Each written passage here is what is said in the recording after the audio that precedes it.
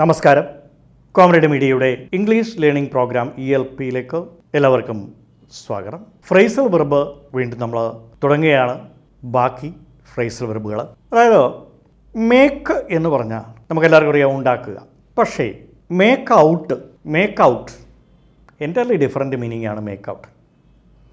Make out എന്ന് പറഞ്ഞാൽ read and understand എന്നാണ്. വെറും അണ്ടർസ്റ്റാൻഡ് അല്ല, വെറും റീഡുമല്ല. കേട്ടോ, മീനിങ് ഒരു ബ്ലെൻഡിങ് മീനിങ്ങാണ്. കണ്ട് മനസ്സിലാക്കുകയല്ല, വായിച്ച് മനസ്സിലാക്കുക. കണ്ട് മനസ്സിലാക്കുക എന്നാൽ ഡെസിഫർ ചെയ്യുകയാണ് പറഞ്ഞത്. കണ്ട് മനസ്സിലാക്കുക, ഡെസിഫർ ചെയ്യുക. കേട്ട് മനസ്സിലാക്കത്തില്ലേ, അത് ഡെസിഫർ അല്ല. സീ ആൻഡ് അണ്ടർസ്റ്റാൻഡ്, ഇങ്ങനെ ഡബിൾ വെർബ് പ്രയോഗമുള്ള ഒരുപാട് വാക്കുകളുണ്ട്. അതിനെക്കുറിച്ച് പിന്നെ പറയാം. ഡെസിഫർ ഇപ്പോൾ കാഷ്വലായിട്ട് ഞാൻ പറഞ്ഞതേ ഉള്ളൂ. അപ്പോൾ വായിച്ച് മനസ്സിലാക്കുന്നതിന് ഇംഗ്ലീഷിൽ മേക്ക് ഔട്ട് ചെയ്യാം. മേക്കുമായിട്ടൊരു ബന്ധമില്ല. അപ്പോൾ ഒരു example, I could not make out his handwriting. I could not make out his handwriting. അത്രയും മതി, സിമ്പിളാണ്. എനിക്ക് അവൻ്റെ കൈയക്ഷരം വായിച്ച് മനസ്സിലാക്കാൻ സാധിച്ചില്ല. Or I find it difficult to make out his hurriedly written handwriting. hurriedly written എന്ന് പറയുമ്പം ഞാൻ പറഞ്ഞ പോലെ ഐഡിയ ഫിനിഷ് ചെയ്തു. ഐഡിയയ്ക്ക് ഒരു പൂർണ്ണതയുണ്ട്. അവൻ ധൃതി പിടിച്ചെഴുതിയ കൈയക്ഷരം എനിക്ക് വായിച്ച് മനസ്സിലാക്കാൻ കഴിഞ്ഞില്ല. I was unable to make out his hurriedly written, hastily written എന്ന് പറയാം. ഹറിഡ്ലി അല്ലെങ്കിൽ hastily, HASTILY, hastily written letter അല്ലെങ്കിൽ ഹേസ്റ്റിലി റിട്ടൺ ഹാൻഡ് റൈറ്റിംഗ്. എന്നോട് പറയാം, I could not make out his hastily written letter. I could not make out his hastily written letter. ഇനി അടുത്തത് ഓടുക എന്നർത്ഥത്തിലൊരു മേക്കിൻ്റെ ഉണ്ട്. അതായത് മേക്ക് ഓഫ് പറഞ്ഞാൽ മേക്ക് OFF, മേക്ക് ഓഫ് വെച്ചാൽ നിർമ്മിക്കുക എന്നൊന്നുമല്ല അർത്ഥം. അതിൻ്റെ മീനിങ് ഓടുക എന്നാണ്. സ്ട്രെയിഞ്ചാണിത്, ഓടുക എന്നുള്ളതാണ്. പക്ഷെ പല എഴുത്തുകാരും ചില എസ്സകളിലൊക്കെ ഇങ്ങനെ എഴുതിയിട്ടുണ്ട്, മെയ്ഡ് ഓഫ് എന്നൊക്കെ എഴുതിയിട്ടുണ്ട്. അപ്പോഴൊന്നും നമ്മൾ ആ എസ്സയിൽ ഒരു അതൊന്നും പെട്ടെന്ന് മൈൻഡ് ചെയ്ത ഗ്രാമർ വരുമ്പോഴാണ് ഈ മീനിങ് പറയുന്നത്. ഞാൻ ഈ മേക്ക് ഓഫ് എന്ന വാക്ക് ആദ്യം ആ ഫ്രേസ് എനിക്ക് പരിചയമാകുന്നത് തന്നെ ഏകദേശം എനിക്ക് നല്ല പ്രായമായതിനു ശേഷം, അതായത് ഏതാണ്ട് ഡിഗ്രിക്കോ പോസ്റ്റ് ഗ്രാജുവേഷനോ പഠിക്കുന്ന സമയത്ത് ഈ പേളസ് ബക്ക് എന്ന അമേരിക്കക്കാരി ഒരു എഴുത്തുകാരിയുണ്ട്. അവർ പേളസ് ബക്ക് അമേരിക്കക്കാരിയാണെങ്കിലും അവർ ഫേമസ് ആയിട്ടുള്ള ബുക്കാണ് ഗുഡ് എർത്ത്. അവരുടെ ഒരു essay ഡെപ്റ്റ് to Dickens, A ഡെപ്റ്റ് to Dickens എന്നൊരു എസ്സേ ഉണ്ട്. അത് വായിച്ചപ്പോഴാണ് എനിക്ക് ഈ made of, she made off to the little corner of the വരാന്ത എന്നൊക്കെ എഴുതി, മെയ്ഡ് ഓഫ് ആൻഡ് വെപ്റ്റ്. അപ്പോൾ ആ കോണ്ടെക്സ്റ്റിൽ നിന്ന് എനിക്ക് മേക്ക് ഓഫ് എന്ന പദം കിട്ടുകയാണ് ഉണ്ടായത്. അപ്പോൾ അത് വായന എപ്പോഴും അത്യാവശ്യം എന്ന് പറയുന്നതുകൊണ്ട് എല്ലാം ഒന്നും സാറുമാരെല്ലാം ഒന്നും പഠിപ്പിക്കാൻ അവർക്ക് അവസരം കിട്ടാറില്ല. അറിയാൻ വയ്യാത്തതുകൊണ്ടല്ല, പക്ഷേ എല്ലാം ഒന്നും പറയാൻ അന്നേരത്തെ ചിലപ്പോൾ ഓർക്കുകയില്ല. ടെക്സ്റ്റ് നോക്കിയിട്ട് പഠിപ്പിക്കുന്ന ആ ഭാഗം മാത്രം പഠിപ്പിച്ച് പോകും. ഗ്രാമർ പിന്നെ ടോപ്പിക് എന്താ വെച്ചാൽ അത് വെച്ച്. അപ്പോൾ അന്ന് ഞങ്ങളുടെ കാലത്തെന്ന് വെച്ചാൽ ഇതുപോലെ എത്ര ഒരുപാട് ഗൈഡുകളൊന്നും എല്ലാവരും ഒന്നും ഇറക്കാറൊന്നുമില്ല. ഇപ്പോൾ ഒരുപാട് നിങ്ങൾക്ക് സഹായങ്ങളുണ്ട്. ഒരുപാട് ഗൈഡുകളൊക്കെ മാർക്കറ്റിൽ അവൈലബിൾ ആണ്, നല്ല നല്ല ആൾക്കാർ എഴുതിയിട്ടുള്ളത്. അതൊക്കെ പിന്നെ അല്ലാതെ ഒരു സാറിൽ നിന്ന് മാത്രം പഠിക്കണമെന്ന് ചോദിച്ചാൽ ഒരു സ്കൂളിൽ നിന്നോ കോളേജിൽ നിന്നോ അല്ലെങ്കിൽ ഒരു ട്യൂഷൻ ക്ലാസ്സിൽ നിന്നോ മാത്രമായിട്ടല്ല, വിവരം കിട്ടാവുന്നിടത്തെല്ലാം ശേഖരിക്കുക. അങ്ങനെ ഒരു ശീലം ഉണ്ടാക്കിയെടുക്കുക. Cultivate such A habit. ഇപ്പോൾ ഇവിടെ ഞാൻ പറഞ്ഞത് make of means run, make of run, ഓടുക. ഒരു സെൻറ്റൻസ് എഴുതാം. When the father scolded the girl made off to the kitchen and wept. ഇപ്പം പിള്ളേർ അച്ഛൻ വഴക്ക് പറഞ്ഞാൽ കൂടുതലും അമ്മ നിൽക്കുന്നത് അടുക്കളയിലായിരിക്കും, അങ്ങോട്ടാണ് ഓടുന്നത്. ഞങ്ങളുടെയൊക്കെ കാലത്ത് വഴക്ക് കേൾക്കുമ്പം ഓടി അമ്മയുടെ തൊട്ടാണ് പോകുന്നത്. പെൺപിള്ളേരായാലും ആൺപിള്ളേരായാലും അത് തന്നെ. അപ്പോൾ വെൻ ദി ഫാദർ റെബ്യൂക്ഡ്, സ്കോൾഡഡിന് വേറൊരു വേർഡ് കൂടെ ഞാൻ തരികയാണ്. ശകാരിച്ചു, വഴക്ക് പറഞ്ഞു നമ്മൾ പറയുന്നത് ശകാരിച്ചു എന്നുള്ളത്. റെബ്യൂക്ഡ് എന്നും പറയാം, സ്കോൾഡഡ് എന്നും പറയാം, SCOLDED. When the father scolded the little girl made off to the kitchen, made off, oh make off, made off, made off MADOFF, made off to the kitchen and wept.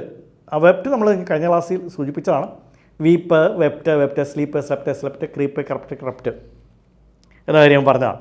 ഇപ്പം made off to OFF, made off to the kitchen and wept, വിമ്മി കരഞ്ഞു and wept. അത് clear ആയല്ലോ. ഇനി നോക്കുക, ഓടുക എന്ന അർത്ഥമാണെങ്കിലും ഓടുന്ന വാക്കിന് വേറൊരു അർത്ഥമാണ് വന്നിരിക്കുന്നത്. ഇംഗ്ലീഷിൻ്റെ പോകുന്ന പോക്കാണ്. റൺ ഓഫ് എന്ന് പറഞ്ഞുകൊണ്ട് നമ്മൾ വിചാരിക്കുക റൺ ഓഫ് OFF എവേ ആണെന്ന് പറഞ്ഞു ഓടിപ്പോയി എന്ന് നമുക്ക് ധരിക്കും. ഫ്രേസിൻ്റെ മീനിങ് അങ്ങനെയല്ല. ഇതൊക്കെയാണ് ഇംഗ്ലീഷ് ഭയങ്കര ഒരു കോംപ്ലിക്കേറ്റഡ് ആണെന്ന് തോന്നിയത് കൊണ്ടാണ്. എന്നാൽ ഒരു വിധത്തിൽ പറഞ്ഞാൽ അത് രസകരമായി നമുക്ക് തോന്നുക. മലയാളത്തിൽ ഞാൻ ഇനി ഇവിടുന്ന് ഒന്നും തിന്നില്ല ഫ്യൂച്ചറായി, ഉച്ചാരണം ഇന്നായി, എഴുതുമ്പോൾ ഒരുപോലെ ഇന്ന ഒരുപോലെ. ഞാനിനി ഇവിടുന്ന് ഒന്നും തിന്നില്ല, അപ്പോൾ ഫ്യൂച്ചർ തിന്നില്ല, ഇനി തിന്നുകയില്ല. ഇന്നലെ ഞാൻ ഒന്നും തിന്നില്ല, അപ്പം ഒരേ വാക്ക് തന്നെ പാസ്റ്റുമായി, തിന്നില്ല. സാഹിബ് ഇതൊക്കെ എങ്ങനെ മനസ്സിലാക്കും മലയാളം പഠിക്കുകയാണെങ്കിൽ? തിന്നില്ല പറയുന്നത് തന്നെ തിന്നില്ല എന്നൊക്കെ ആയിരിക്കും. അപ്പോൾ തിന്നില്ല ഇത് നമ്മൾ വെച്ചാൽ നമുക്കറിയാവും. തിന്നില്ല, ഇനി തിന്നില്ല. പാടില്ല എന്ന് പറയുന്നതിന് എത്ര അർത്ഥമായി? ഈ പാട്ട് ഞാൻ ഇനി ഒരിക്കലും ഇവിടെ പാടില്ല, വിൽ നോട്ട് സിങ് ആയി. എന്തായാലും പഠിച്ചു തുടങ്ങിയപ്പം SIക്ക് പാടില്ല, പ്രയാസമില്ലെന്നായി. ഇനി പുകവലി പാടില്ല, ഇവിടെ സാധിക്കത്തില്ല, നടക്കില്ല. ഈ പരിപാടി ഇവിടെ പാടില്ല, ഇപ്പം 3 എണ്ണമായി. ഇനി ഒരെണ്ണം കൂടെ ഉണ്ട്. ഭയങ്കര മുറിവായിരുന്നെങ്കിലും ഭാഗ്യത്തിന് ഉണങ്ങിയപ്പം പാടില്ല എത്ര എണ്ണമായി എന്ന് പറയുന്ന പോലെ. അപ്പോൾ അവരവരുടെ കാര്യം വരുമ്പോൾ നമ്മുടെ ഭാഷയായതുകൊണ്ട് അതിനെ നമ്മൾ കുറ്റം കാണുന്നില്ല. ഇംഗ്ലീഷ് എന്തു സാറേ എന്ന് പിള്ളേർ ഇങ്ങനെ ചോദിക്കും, എന്തോ സാറേ ഇതിന് റൺ ഓഫ്. അപ്പോൾ റൺ ഓഫിനെ കുറിച്ചാണ് ഞാൻ പറഞ്ഞു വരുന്നത്. മേക്ക് ഓഫ് ഓടുകയാണ്, റൺ ഓഫ് തീർന്നു പോവുക എന്നാ. റൺ ഓഫ് ചെയ്യുക. On the 5th day of my expedition, on the പര്യടനം, എക്സ്പെഡീഷൻ, EXPEDITION. അപ്പോൾ ഞാനൊരു പര്യടനത്തിന് പുറപ്പെട്ടു. On the 5th day of my expedition, almost all my money ran off. പൈസ മൊത്തം തീർന്നു, മിക്കവാറും പൈസ എല്ലാം തീർന്നു. കണ്ടല്ലോ. On the 6th day or 5th day of my expedition, almost all my money, all my cash, all my money ran off. OFF, ran off. ran off.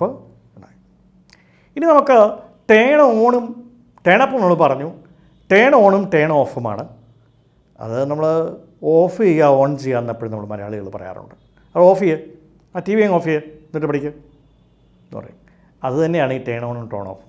Turn ഓഫും turn ഓണും അതിന് പറയേണ്ടത്. നമ്മൾ സൗകര്യത്തിന് അതങ്ങ് ഓഫ് ചെയ്ത് തരേ എന്ന് പറയാം.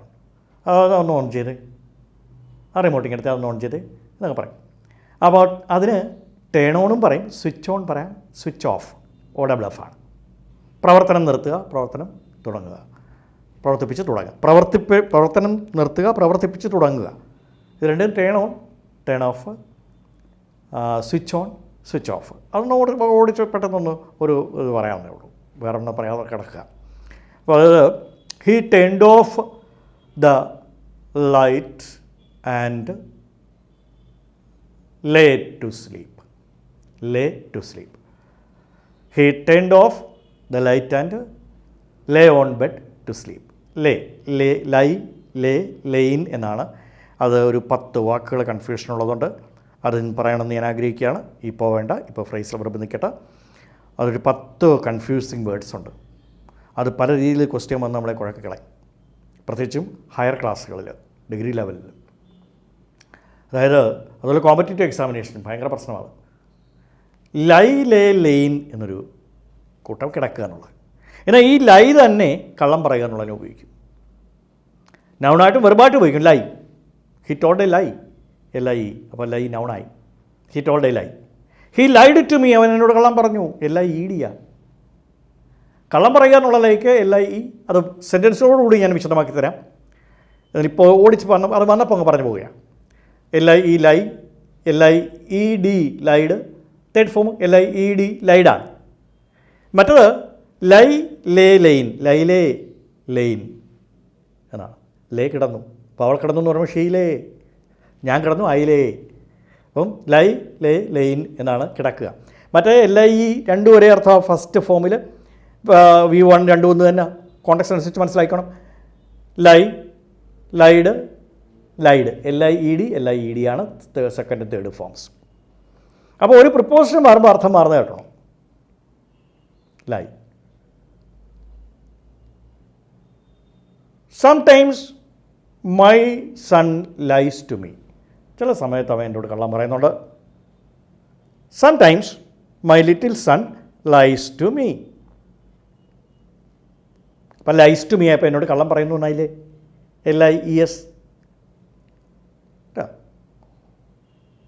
My little son always lies with me. അവൻ എപ്പോഴും എൻ്റെ കൂടെ കിടക്കുന്നത്. My little son always lies with me എന്ന് പറയും. അവിടെ ലൈസ് ടൂവും ലൈസ് വിത്തും ആയപ്പോൾ അർത്ഥം മാറിയതാണോ? ഇതാണ് പ്രശ്നം. ഇപ്പം നമ്മൾ റൺ ഓഫ് കഴിഞ്ഞു. അതിനിടയ്ക്കാണ് നമ്മൾ ഇവിടെ ഈ ലൈസിലേക്ക് വന്ന് വേറൊരെണ്ണം കൂടെ ഉണ്ട്. ഇപ്പോൾ നമ്മൾ പക്ഷികളൊക്കെ ചത്തുകൊണ്ടിരിക്കുന്ന ബേർഡ് ഫ്ലൂ. അപ്പോൾ ഈ പക്ഷികളൊക്കെ മുട്ട ഇടുന്നതിന് കിടക്കുന്നതിൻ്റെ രണ്ടാം രൂപമാണ് ഒന്നാം രൂപമായിട്ട് ഇടുക എന്നുള്ളതിന് ഉപയോഗിക്കുന്നത്. Lay. LAY, lay means put. The hen lays egg. കോഴി മുട്ട ഇടുന്നു. Duck lays egg. LAYS ചേർത്ത സിംഗുലർ ആയതുകൊണ്ട് ആ സബ്ജക്റ്റ്. പാസ്റ്റ് പറഞ്ഞാലോ, yesterday the hen lay 2 eggs. Yesterday the hen lay, അങ്ങനെ ഉണ്ടാവാറ് ലെയ്ഡ്. ആ ലേ ലെയ്ഡായിട്ട് ഉപയോഗിക്കണം പാസ്റ്റായിട്ട്. The hen laid 2 eggs. അങ്ങനെ ഉണ്ടാവാറില്ല. ഞാൻ ചുമ്മാ ഒരു സെൻറ്റൻസിന് വേണ്ടി പറഞ്ഞതാണ്. 2 eggs.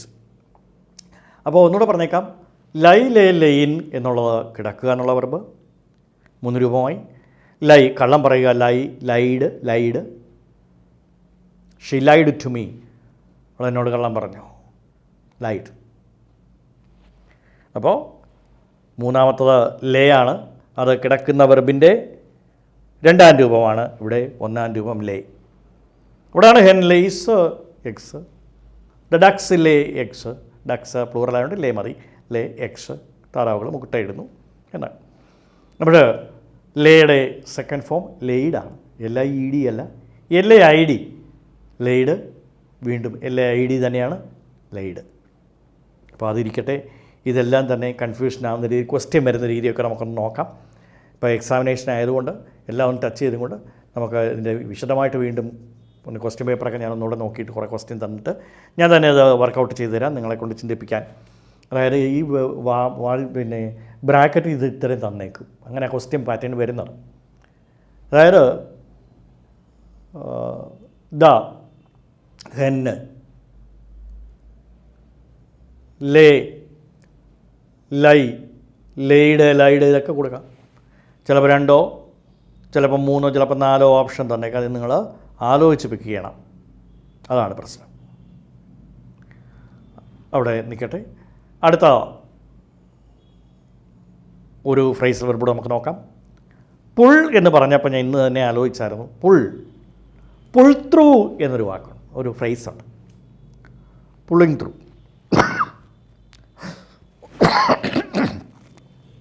സാധാരണ അസുഖങ്ങളൊക്കെ വന്നിട്ട് സുഖം പ്രാപിക്കുന്നതിന് റിക്കവർ ചെയ്യുക എന്ന് പറയും. ഗെറ്റിംഗ് വെൽ, ഗെറ്റ് വെൽ എന്ന് ഉപയോഗിക്കാം. ഗെറ്റ് വെൽ അല്ലെങ്കിൽ റിക്കവർ. അങ്ങനെ റിക്കവർ ചെയ്യുന്നതിന് നമ്മൾ പുൾ ത്രൂ എന്ന് പറയും. അതും പറഞ്ഞ പോലെ ഈ run off, make of, take after, fall out എന്നൊക്കെ പറയുന്ന പോലെ സ്ട്രെയിഞ്ച് വിഭാഗത്തിൽപ്പെടുന്നതാണ് പുൾ ത്രൂ. ആരും അങ്ങനെ കൂടുതൽ ഉപയോഗിക്കുന്നില്ല, ചിലരൊക്കെ ഉപയോഗിക്കാറുമുണ്ട്. After a serious heart attack James is slowly pulling through. ക്രമേണ സുഖം പ്രാപിച്ചു വരികയാണ്. ഒന്നുകൂടെ പറയാം. After a serious heart attack, after a serious heart attack Miss James is slowly pulling through. Slowly recovering എന്ന മീനിങ്, സ്ലോലി പുള്ളിങ് ത്രൂ. ഇത് കുറേ കൂടുതൽ ഫ്രേസൽ വെർബുകൾ കഴിഞ്ഞു. ഇന്ന് നമ്മൾ തീർക്കുന്നതിന് മുമ്പ് ഒരു വെർബിനെ പരിചയപ്പെടാം. ഹാങ് എന്ന വെർബാണ്. ഈ ലൈ ലേ ലെയിൻ വന്നപ്പോഴാണ് അപ്പം ഞാനത് ഓർത്തത്. ഹാങ് ചെയ്യുക എന്ന് പറഞ്ഞാൽ തൂക്കിയിടുക എന്നും അർത്ഥമുണ്ട്, തൂക്കി കൊല്ലുക എന്നും അർത്ഥമുണ്ട്. ഇതൊരു പ്രശ്നമാണ്. അതും കൂടെ നമുക്കൊന്ന് നോക്കിക്കൊണ്ട് വൈൻഡപ്പ് ചെയ്യാം. ഹാങ്, തൂക്കിയിടുക എന്നുള്ളതൊരു, തൂക്കിയിടുക എന്നുള്ള ഹാങ്ങിൻ്റെ സെക്കൻഡ് ഫോം, ഫസ്റ്റ് ഫോം രണ്ടും ഒന്നാണ്. തൂക്കിയിടുന്നതും തൂക്കിക്കൊല്ലുന്നതും ഒന്നാണ്. എന്നാൽ തൂക്കിയിടുക എന്നുള്ള ഹാങ്ങിൻ്റെ സെക്കൻഡ് ഫോം ഹങ് ആണ്, HUNG. തേർഡ് ഫോമും ഹങ് ആണ്. Hang, hung, hung. തൂക്കിക്കൊല്ലുന്നതിനോ ഹാങ്, ഹാങ്ഡ്, ഹാങ്ഡ്. ഇതാ വ്യത്യാസം. അപ്പോൾ ഇത് കൺഫ്യൂഷനാവരുത്. അതുകൊണ്ടാണ് ഹാങ് രണ്ടും ഒന്നാണ്. പണ്ട് ജോക്ക് ഓർ അനക്ഡോട്ട്, സംഭവിച്ച കഥയ്ക്കൊക്കെ നമ്മളെന്ത് പറയും? സംഭവിച്ച സംഭവത്തിന്, കഥ പോലെ സംഭവിച്ച കാര്യത്തിന് അനക്ഡോട്ട് എന്ന് പറയും. നോവലിനൊക്കെ നമ്മൾ പറയും അനക്ഡോട്ടാണ്. സ്റ്റോറി, ഇമാജിനറി സ്റ്റോറി ഉണ്ട്, അനക്ഡോട്ടുണ്ട്. ANECDOTE, anecdote. അങ്ങനെ സംഭവിച്ചതാണെന്നൊക്കെ ആൾക്കാർ പറയുന്നുണ്ടെങ്കിലും പണ്ടൊരു ജഡ്ജ് വിധി എഴുതിയത് വേർഡിക്റ്റ് എന്ന് പറയും. വിധിക്ക് ജഡ്ജ്മെൻറ്റ് അല്ലെങ്കിൽ verdict. Judgement JUDGEMENT or verdict VERDICT, degree. Verdict. Verdict എഴുതിയപ്പോൾ എഴുതി പോലും hang him, not let him go. ഇപ്പോൾ അഡ്വക്കേറ്റ്സിന് ഒരുപാട് ക്ലൂസ് ഉണ്ടല്ലോ. Hang him, not let him go എന്ന വിദഗ്ധനായ ഒരു അഡ്വക്കേറ്റ് അതിൻ്റെ മാനുസ്ക്രിപ്റ്റ് കോടതിയിൽ ആവശ്യപ്പെട്ടു. കൈകൊണ്ട് എഴുതിയ വേർഡിക്റ്റിന് മാനുസ്ക്രിപ്റ്റ് അത് കാണാനുള്ള അവകാശമുണ്ട്. നമ്മൾ വിവരാവകാശം, മനുഷ്യാവകാശം എന്നൊക്കെ പറയുന്ന പോലെ ഒരു മാനുസ്ക്രിപ്റ്റ് ജഡ്ജി എഴുതി എനിക്കൊന്ന് കാണണം, ടൈപ്പിലല്ല, അല്ലാതെ ഒന്ന് കാണണം എന്ന് അഡ്വക്കേറ്റ് ആവശ്യപ്പെട്ടു. അത് അനുസരിച്ച് കൊടുത്തപ്പോൾ അയാൾ പറഞ്ഞു, മനഃപൂർവ്വമാണ് ബഹുമാനപ്പെട്ട കോടതി കോമ ഇടാതിട്ടിരുന്നത്, അത് എനിക്ക് തന്നിരിക്കുക കോമ ഇടേണ്ട എവിടെയാണെന്ന്. അപ്പോൾ ഈ പ്രതിയെ ശിക്ഷിക്കരുതെന്ന് അദ്ദേഹത്തിനും ആഗ്രഹമുണ്ടായിരുന്നതുകൊണ്ട് ഹാങ് ഹിം, നോട്ട് കഴിഞ്ഞ് കോമ ഇട്ടു, ലെറ്റ് ഹിം ഗോ എന്നായി. Hang him, not let him go എന്നാണ് അദ്ദേഹം ഉദ്ദേശിച്ചത്. പക്ഷേ കോമ ഇട്ടില്ലായിരുന്നു ജഡ്ജി. ഇങ്ങനെ അതുകൊണ്ടായി ജഡ്ജിമാരൊക്കെ ഇപ്പോഴും പ്രതിയെ മരണം വരെ തൂക്കിലിടാൻ ഈ കോടതി ഉത്തരവാക്കുന്നു എന്ന് പറയുന്നത് അതുകൊണ്ടാണ്. ഹാങ് ഹിം ടു ഡെത്ത് എന്ന് ഇപ്പോൾ എഴുതുന്നു. Hang him to death. അപ്പോൾ hang him, the judge ordered to hang the culprit. അപ്പോൾ ഇപ്പോഴത്തെ രീതി അനുസരിച്ച് എങ്ങനെ പറയും? The judge ordered to hang the culprit. Culprit വെച്ചാൽ വളരെ വലിയ ക്രിമിനലിനെ കൾപ്രിറ്റ് എന്ന് പറയും. CULPRIT, culprit. അതൊരു നല്ല വാക്കാണ്, ഓർത്തോണം. കൾപ്രിറ്റ്. കുൾപ്രിറ്റ് എന്ന് വായിക്കരുത്, പലരും കുൾപ്രിറ്റ് എന്ന് ഉപയോഗിക്കുന്നത് കണ്ടിട്ടുണ്ട്. കൾപ്രിറ്റ് തന്നെയാണ് CULPRIT, കൾപ്രിറ്റ്. ഇനി അതിനെക്കാട്ടി മഹാപാതകിയായിട്ട് ഭയങ്കര കൊലപാതകിയല്ല, മഹാപാതകി, കൊല നടത്തുന്നതിനുകൊണ്ടൊരു മര്യാദ. അങ്ങനെയുള്ള മഹാപാതകി ഇംഗ്ലീഷിൽ ഫെലൺ എന്ന വാക്ക്. The severest, most cruel criminal.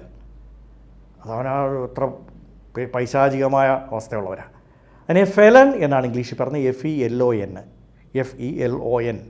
ഫെലൺ. ആ ക്രിമിനൽ ഫെലണും രണ്ട് നൗണാണ്. ആ ക്രൈം, മഹാപാതകി ആണ് ഫെലൺ. മഹാപാതകം ഫെലണി, FELONY. സിമിലർ ഒരു വാർഡുണ്ട്, തെറ്റിപ്പോയത് മെലൺ എന്ന് വെച്ചാൽ അവൻ തണ്ണിമത്തനാണ്. Melon, MELON, melon. ഇത് ഫെലണാണ്, FELON, ഫെലണി. കുറച്ച് പുതിയ വാക്കുകളൊക്കെ പഠിച്ചു വയ്ക്കുക.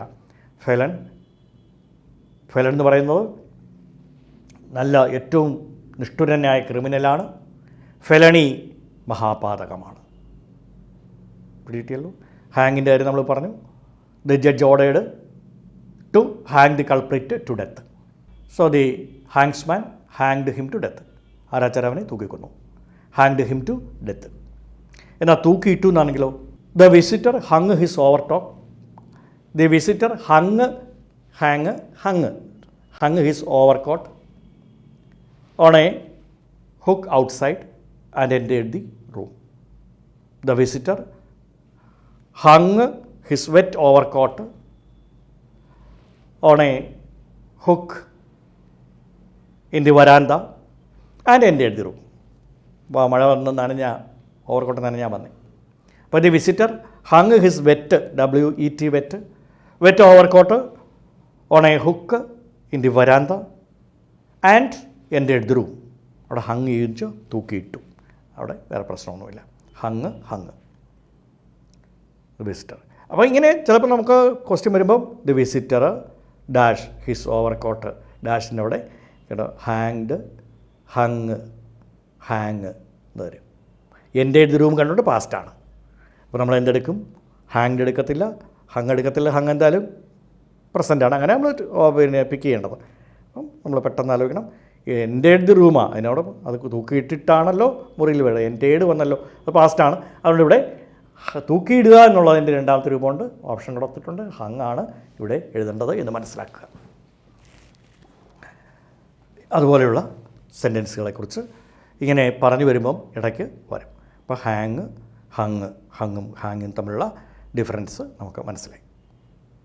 ഇന്ന് പറഞ്ഞ എല്ലാ കാര്യങ്ങളും എല്ലാവർക്കും മനസ്സിലായെന്ന് വിശ്വസിക്കുന്നു.